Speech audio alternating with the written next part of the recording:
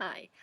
I've never done one of these before, and I'm very nervous, so I've typed up my notes and I'm going to keep referring to them so I don't get lost. So the article that I read was by Francis Titchener, Cornelius Nepos and the Biographical Tradition. It's very much an elaboration of the points that Dr. Zaricki was making in his opening PowerPoint that we watched before class. She argues that a primary reason that Nepos has been neglected or scorned by the academics is because the genre of biography has not been taken seriously enough or indeed even understood. As we learned in our class notes, the rules for writing histories and biographies were different, and once you understand the difference, you can appreciate Nepos more for what he did do rather than for what he didn't. She feels that the bias against him has led people to make some unnecessarily harsh criticisms of him. She begins with a brief discussion about the differences between history and biography, as understood by the Romans. She feels that Plutarch probably got his idea of paired biographies from Nepos himself. And Plutarch was clear that he wanted to provide good examples to people, and that he was not interested in writing a history. You may remember a quote that she uses from Nepos himself, since we just saw it on our first quiz. For I fear that if I undertake to tell of his deeds, I shall seem to be writing a history than a biography. But if I merely touch on the high points, I am afraid to those unfamiliar with Grecian literature, it will not be perfectly clear how great a man he was. Oh, by the way, this translation is from the Loeb Classical Library by J.C. Rolfe, which is what Titchener uses throughout her whole paper. But I did provide the original Latin on the handout for you if you wanted to see that. Now, Nepos, as we know from our reading of Atticus, does want us to look up to Atticus and see him as a good and moral man. This Atticus is obviously not the real man. He is a literary and biographical construct, and he's not Atticus, the man with all his warts.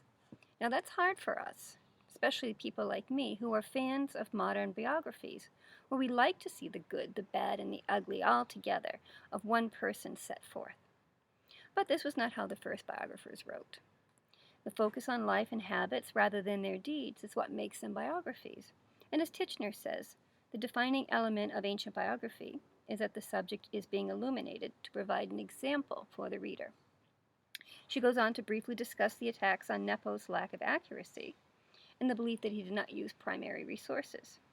She quotes 3 passages that she feels indicate he does consult the appropriate direct authorities when needed. I've put one on the handout as an example, but I'm moving on because there's a lot more to come. In her next section, she goes on to give a quick summary of how widely divergent people have been in discussing Nepos' style. Some, like T.J. McCarty, think his language on the whole is quite similar to Cicero and other writers of that era. I've put his dissertation information on the handout in case you are interested in learning more about that. However, most seem to tend in the opposite direction. She refers to others who feel he uses the same devices over and over again. I'm thinking of all our litotes and double negatives in our passage from Atticus, who say that he has limited sentence structure and problems with basic prose rhythm and word order. Titchener refutes these by quoting a passage in translation that we studied this week, and that many of us commented on in our group edits. This is the passage that begins with that first metaphor about Atticus rejecting public life because it was like being tossed on the sea. That was in 6:1.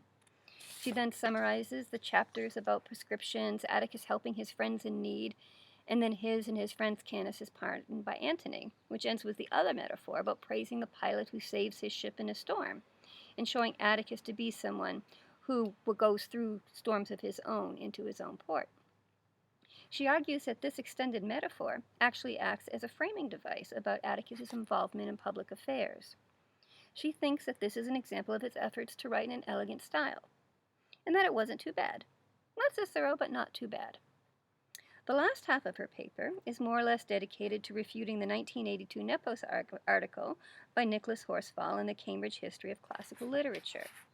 His entry starts, Nepos is an intellectual pygmy whom we find associating uneasily with the literary giants of his generation. I had to put that on the handout. And it doesn't get better from there. I looked up the article, and yeah, it is very, very harsh. He calls him shallow. He calls him of slight scholarly talents, that he probably had an inferiority complex, and he most likely plagiarized according to today's standards.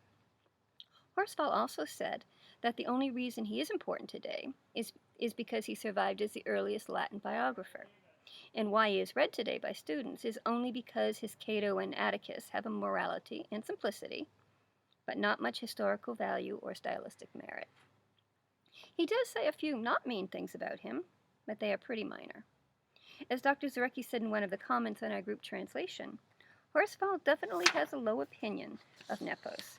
He's pretty combative in most of his writings, though. Definitely a cranky academic.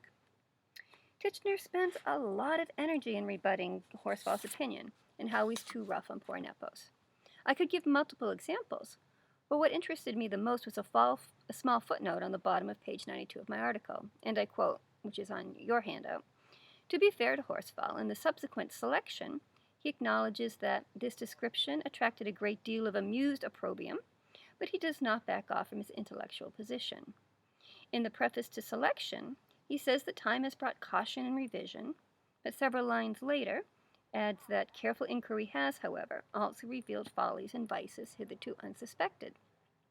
This was interesting to me, because the selection that was referred to was a translation of Atticus and Cato, along with an introduction that he wrote in 1990, which was 8 years after the original article.